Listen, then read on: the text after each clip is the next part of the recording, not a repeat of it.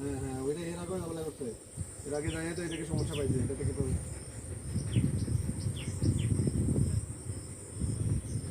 Routing mode, হ্যাঁ routing mode করে দেন করে দিয়ে যদি করতে পারে গুলো করুক।